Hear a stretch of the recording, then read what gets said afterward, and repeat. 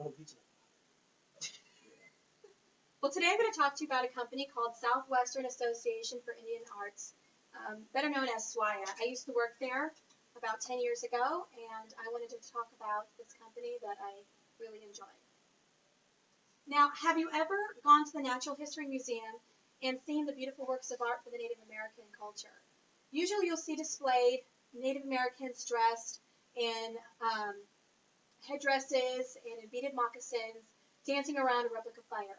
Now imagine if you could actually see this culture in action nowadays. Imagine if you could own this artwork displayed in your own home today.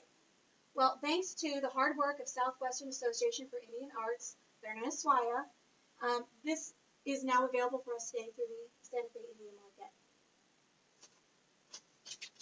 SWAIA is a nonprofit organization supporting the Native American arts of the Southwest. They create an avenue with the Santa Fe Indian Market for these artists to sell and show their work. Many of these artists live on the reservation, so this Indian Market is basically their livelihood and legacy. When I was working at the Indian Market, there was this one lady who had one pot at her booth.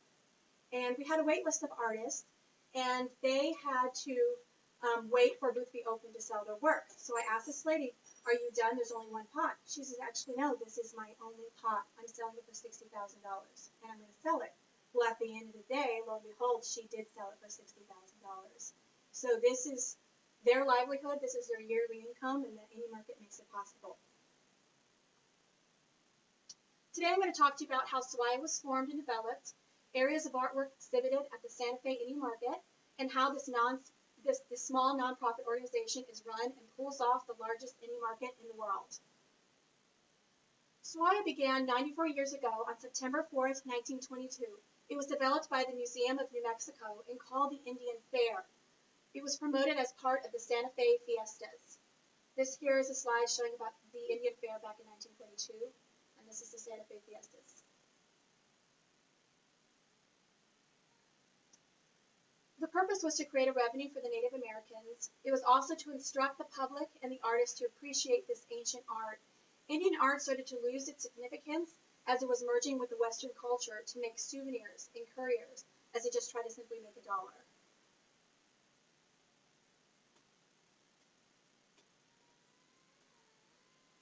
SWAIA's mission statement is bringing Native arts to the world by inspiring artistic excellence, fostering education, and creating meaningful partnerships. And this is exactly what they set out to do with the Indian Fair turning into the Santa Fe Indian Market. In 1936, the New Mexico Association of Indian Fairs took over the Indian Fair. They decided to hold the Indian Fair outside under the portals of the Palace of the Governors for consecutive 8 weeks beginning in July. The portals of the governor's palace was on the Santa Fe Plaza. The artist's work would be sold and judged over the course of the 8 weeks, and the winners would be announced at the end. This is at the Palace of the Governors back in 1922 during them selling their work. In 1939, the 8 weeks turned into a one-weekend event that would occur once a year, which invited all the Indian artists. Judging during this time included cash prizes ranging from $1.50 to $148.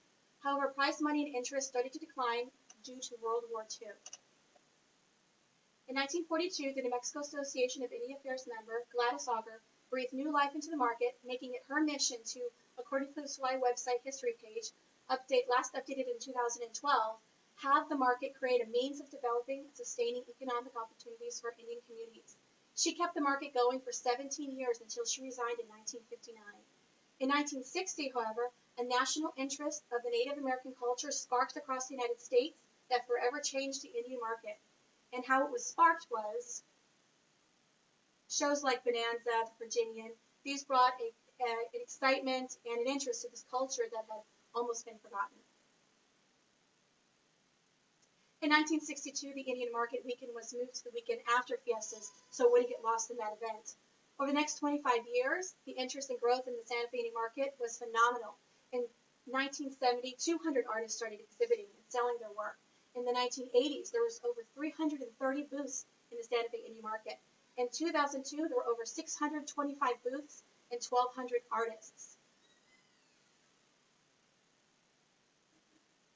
The booths encompassed the entire plaza in downtown Santa Fe, New Mexico, and in the streets leading into the plaza. It was quite an event. In 1970, there was $1,800 in prize money. By 2002, there was $65,000 in prize money. The total income of the organization rose from $2,000 in 1970 to over $1 million in 1996. In 1993, the board of directors changed their name to what we now know as Southwestern Association for Indian Arts, SWAIA. Now I'm going to talk to you about the artworks exhibited at the Santa Fe Indie Market, now that you know a little about the history of SWAIA. One of the oldest art forms exhibited is pottery. An example of a famous potter is Nancy Youngblood from the Santa Clara Pueblo, where most of the famous potters have derived from. She has won Best of Show countless times for her beautiful pots. This piece is entitled Horse Running for the Lightning and Rain. It is native outdoor firing, stone polished. Another art form exhibited is beadwork. An example of a famous beadworker is Jackie Bread. She is from the Blackfeet tribe. She has won Best of Show for her intricate beadwork and quill work.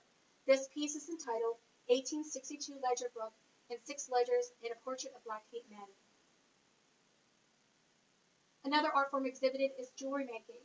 An example of an Indian jeweler is Ernest Bernali. He is from the Navajo tribe.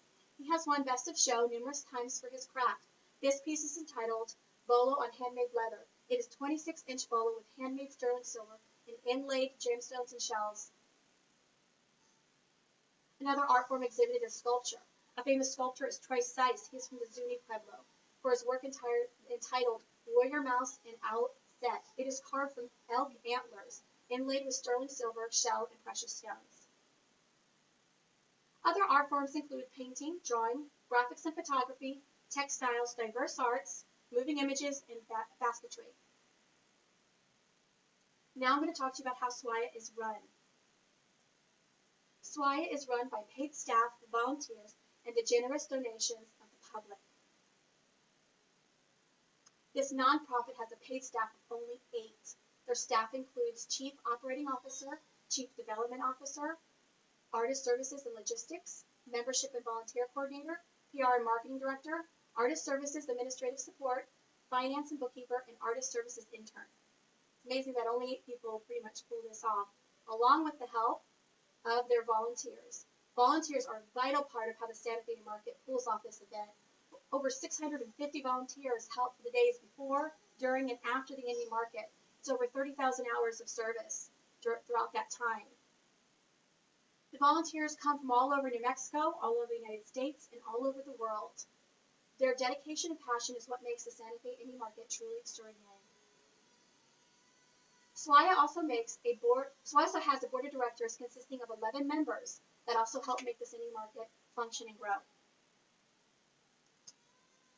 Support from the public comes in the form of donations, memberships, and sponsorships. Today I talked to you about SWAIA's beginnings and growth, various art forms exhibited at the Santa Fe Indie Market, and how this company is run. In a news article in the American Indian News dated August 12, 2015, SWAIA COO Dallin Mabey states, "At Santa Fe Indie Market, we are not just promoting and selling art, we are unfolding the history and legacy of Native traditions and cultures, while recognizing contemporary growth and evolution. Santa Fe Indie Market allows you to immerse yourself in a rich, sacred cultural experience. It is a place to embrace diversity, creativity, living traditions, and a warm sense of family." From its lowly beginnings in 1922 to the largest Indian market, yearly drawing in over 150,000 people and a $100 million in revenues, SWAIA has greatly grown to be a successful nonprofit company. I hope you enjoyed my speech today, and I hope you learned something about a nonprofit company. Thank you.